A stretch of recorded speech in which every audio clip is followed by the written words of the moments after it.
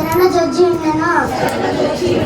పక్షి వలె నీ కన్నుకు పారిపొమ్ము అని మీరు నాతో చెప్పుటి ఎలా దుష్టులు విల్లుకు పెట్టి ఉన్నారు. చీకటిలో ఎలాంటి హృదయముల మీద వేయుటకై తమ బాణములు నారియందు సంధించి ఉన్నారు. పునాదులు పాడైపోగా నీతిమంతులేమి చేయగలరు?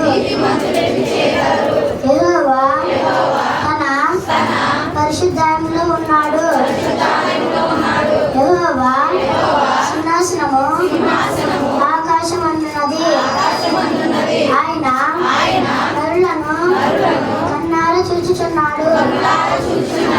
తన కనుదృష్టి చేత ఆయన వారిని పరిశీలించుచున్నాడు.